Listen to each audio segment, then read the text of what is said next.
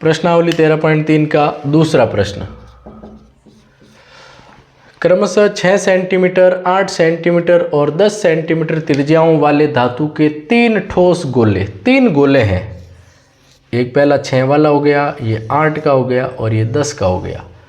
इसकी त्रिज्या 6 सेंटीमीटर, इसकी हो जाएगी 8 सेंटीमीटर और इसकी हो जाएगी 10 सेंटीमीटर।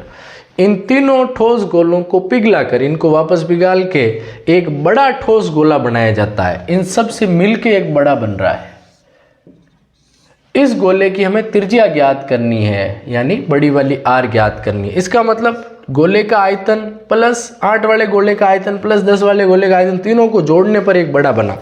तो यहाँ पे लिख दो पहले गोले का आयतन, फर्स्ट गोले का आयतन प्लस सेकंड गोले का आयतन प्लस थर्ड गोले का आयतन। पहला, दूसरा, तीसरा, तीनों का आयतन बराबर होगा बड़े गोले का आयतन, बड़े गोले का आयतन। अब सूत्र सब में सेम है लेकिन त्रिज्या सबकी अलग अलग है। तो ध्यान रखोगे, सूत्र लिखोगे ना 4/3 पाई R1 का क्यूब लिख दो। इसमें 4/3 पाई R2 का क्यूब प्लस 4/3 पाई R3 का क्यूब। और बड़े गोले का आयतन का सूत्र में R बड़ी लिख दो, 4/3 पाई बड़ी R का क्यूब। अब इन तीनों में देखो 4/3 और पाई कॉमन आ रहा है, तो मैं 4/3 पाई कॉमन ले लेता हूँ। तो अंदर बचेगा R1 का क्यूब प्लस R2 का क्यूब प्लस R3 का क्यूब बराबर 4/3 पाई R का क्यूब। अब देखो 4/3 से 4/3 कट जाएगा, पाई से पाई कट जाएगा। R1 का क्यूब 6 का क्यूब, R2 का क्यूब 8 का क्यूब और R3 का क्यूब हो जाएगा 10 का क्यूब। और इधर केवल बड़ी R का क्यूब बचा है जिसका मान हमें ज्ञात करना है। 6 का क्यूब याद करो 216 होता है, 6 को 3 बार गुणा कर देना। 8 का क्यूब होता है 512, 10 का क्यूब होता है 1000।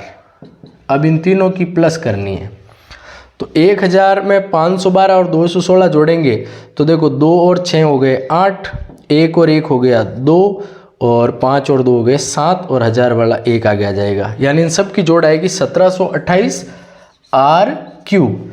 अब ये तो R क्यूब आया 1728, जब क्यूब को वापस इधर भेजेंगे तो घनमूल में बदल जाएगा, यानी अंडर रूट के अंदर 1728 लिख दो और बाहर लिख दो 3। अब आपको ये याद रखना है कि 1728 किसका घनमूल होता है, 12 का। तो 12 सेंटीमीटर आ गई इस बड़े गोले की त्रिज्या। तो इन तीनों से बड़ी है, ये 6 है, 8 है, 10, तो बड़े गोले की त्रिज्या आएगी 12।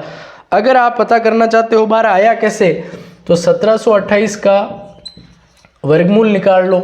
2 का भाग 17 में जाएगा 8 बार, 6 बार और 4 बार। वापस 2 का भाग 8 में 4 बार, 6 में 3 बार और 2 बार। फिर 2 का दे दो, 4 में गया 2 बार, 32 का आधा 16। फिर 2 का देंगे 1, 0, 8।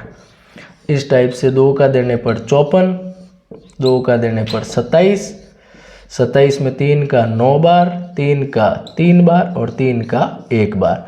घनमूल में 3 3 के जोड़े बनते हैं, तो पहले 2 2 3 बार आ रहे हैं, 1 बार ले लो वापस और ये 3। तो एक तो जोड़ा बना 2 का, एक 2 का और एक 3 का। इन तीनों का गुणा करो, 2 दूनी 4 और 4 को 3 से गुणा करने पर 12।